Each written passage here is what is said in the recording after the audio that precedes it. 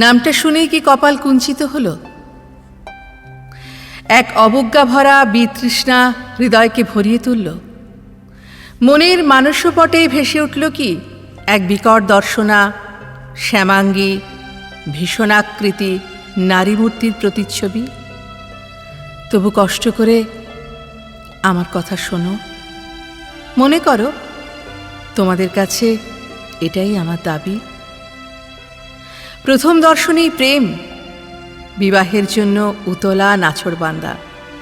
অগত্যা রঘুকুল নন্দন উর্মিলাপতি আমাকে আঘাত করে। সৃষ্টিকর্তা আর্যমুনি বাল্মীকি এমনই এক মনোমুগ্ধকর গল্প আমার জন্য রেখে গেছেন।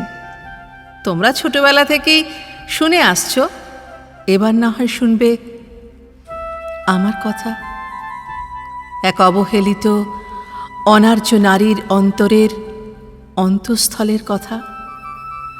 আমি এক অনার্য রাজকন্যা, মুনি বিশ্রবা আর রাজকন্যা কৈকেশী আমার পিতা মাতা।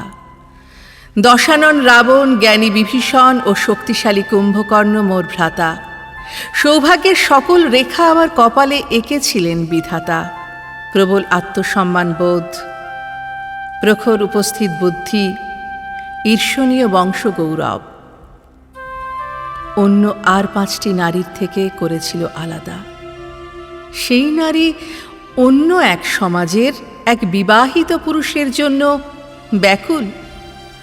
কত সুন্দরভাবে এক অনার্য নারীকে সহজলভ্যে পরিণত করা।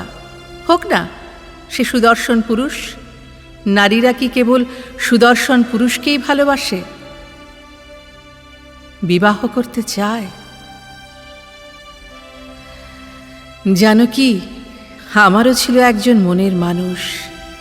ভালোবেসে বিয়ে করেছিলাম। অবশ্য বৈদিক মতে আমার দন্দোড্য প্রতাপ ভ্রাতা তা স্বীকার করেনি। সে ছিল পাতাল রাজকুমার। বংশমর্যাদা, কৌলিন্য, বৈভব অনেকটাই কম। ভ্রাতার আত্মসম্মানে ঘা লাগে। পারিবারিক সম্মান রক্ষার্থে ব্যগ্র হয়ে ওঠে। ছলে বলে কৌশলে তাকে প্রাসাদে এনে হত্যা করে। আমার বৈধব্য দশা তার মনে কোনোই রেখাপাত করেনি। উপরন্তু প্রভাবশালী নতুন পতি খোঁজার পরামর্শ দেয়। সেই দিন আমি প্রতিজ্ঞা করেছিলাম জীবন দিয়ে এর প্রতিশোধ নেব। আমার অব্যক্ত যন্ত্রণা, প্রিয় হারানোর ব্যথা, নিঃসঙ্গ মনের হাহাকার ধিক ধিক করে তুষের আগুনের মতো জ্বালিয়ে রেখে সোনার লঙ্কাকে ছারখার করে দেব। আমি পেরেছি। 2 আর্যপুত্রকে দেখে বুঝতে পেরেছিলাম এদের হাত ধরে আমার মনস্কামনার দরজা খুলবে।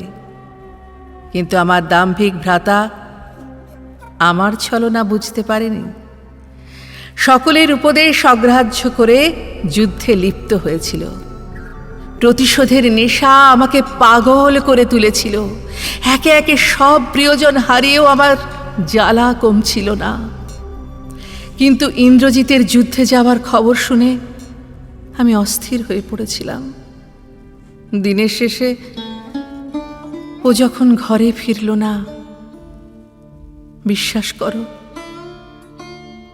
আমি পাগলের মতো কেঁদেছিলাম। বড় প্রিয়, আদরের ছিল। আগুনের লেলিহান শিখা একবার ঘরে ঢুকলে সব শেষ করে তবেই শান্ত হয়। পাপ পুণ্য ছোট বড় হিসেবের গণ্ডিতে বাঁধা থাকে না। আজও সেই ঘটনার পুনরাবৃত্তি চলছে। ভালোবাসার মানুষের জন্য কত বোন তার দাদাদের হাতে বলি হচ্ছে, কে খোঁজ রাখে? ভয় লজ্জায় তারা প্রতিবাদের ভাষা হারিয়ে ফেলে। কিন্তু আমি মনোবল হারাইনি। নিজ সংকল্পে অটুট ছিলাম। যুদ্ধ শেষে চারিদিকে ক্রন্দনের মাঝে একাকী প্রাসাদে ঢুকে মনে হলো, আচ্ছা সত্যিই কি আমি প্রতিহিংসা চরিতার্থ করতে পেরেছি? সব হারিয়ে কি পেলাম? রামায়ণে সবচেয়ে ঘৃণ্য নারী চরিত্র আমি। মন্থরার চেয়েও বিন্দুমাত্র ভালোবাসা কেউ আমাকে দেয়নি। স্বয়ং সৃষ্টিকর্তা রাক্ষসীর রূপেকে ভালোবাসা শব্দটাই কেড়ে নিয়েছেন। তবু আমি জয়ী, লক্ষ্য পূরণে জয়ী। আমার ভালোবাসার প্রতিশোধ নিয়ে জয়ী। আমার মতো রাক্ষসী ডাইনি তকমা পাওয়া, আমার মতো রাক্ষসী ডাইনি তকমা দেওয়া নারীদের জয়। তোমাদের কাছে আমার মনের কথা বলতে পারলাম, সেটাই পরম শান্তি। আমার জয়।